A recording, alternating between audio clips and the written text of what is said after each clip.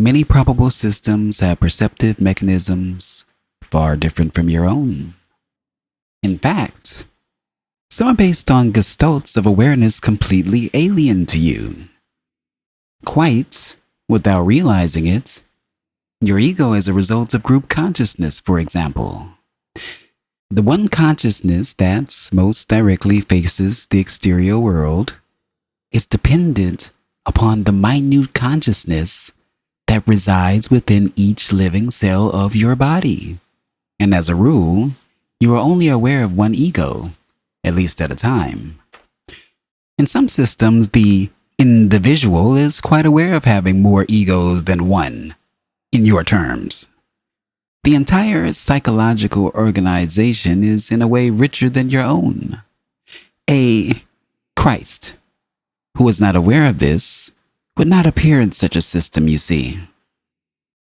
There are kinds of perception with which you are not familiar, worlds in which your idea of light does not exist, where almost infinite gradations of thermal qualities are absorbed in terms of sensation, not of light. In any of these worlds, the Christ drama could never appear as it appeared within your own. Now, the same thing applies to each of your great religions, though, as I have said in the past, the Buddhists come closer, generally speaking, to a description of the nature of reality. They have not understood the eternal validity of the soul, however, in terms of its exquisite invulnerability, nor been able to hold a feeling for its unique character. But Buddha, like Christ, interpreted what he almost knew in terms of your own reality. Not only of your own physical reality, but your own probable physical reality. The methods. The secret methods behind all religions were meant to lead man into a realm of understanding that existed apart from the symbols and the stories, into inner realizations that would take him both within and without the physical world that he knew. There are many manuscripts still not discovered from old monasteries, particularly in Spain, that tell of underground groups within religious orders who kept these secrets alive when other monks were copying old Latin manuscripts. There were tribes who never learned to write in Africa and Australia who also knew these secrets, and men called speakers who memorized them and spread them upward, even throughout northern portions of Europe before the time of Christ. Offhand, the work involved could take 5 years, for there were several versions and a group of leaders each going in different directions who taught their people. The world was far more ripe for Christianity than people supposed because of these groups. The ideas were buried already throughout Europe. Many important concepts were lost, however. The emphasis was on practical methods of living, quite simply, rules that could be understood, but the reasons for them were forgotten. The Druids obtained some of their concepts from speakers. So did the Egyptians.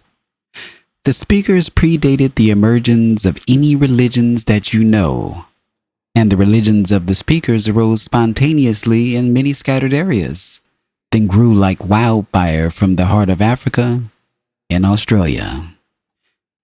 There was one separate group in an area where the Aztecs dwelled at a later date, though the landmass was somewhat different then, and some of the lower cave dwellings at times were underwater.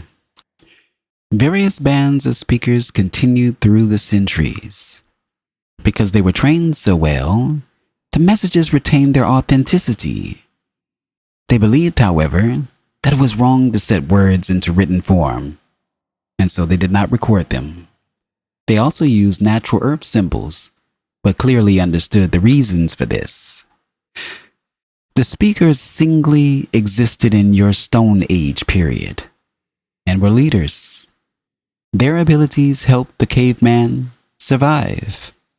There was little communication, however, in those days between the various speakers, and some were unaware of the existence of the others. Their message was as pure and undistorted as possible.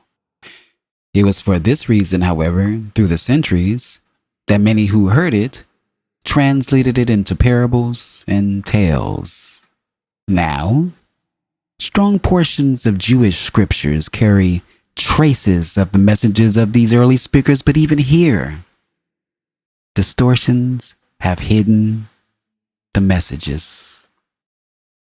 End of part 3 of chapter 17 of Seth Speaks, the eternal validity of the soul.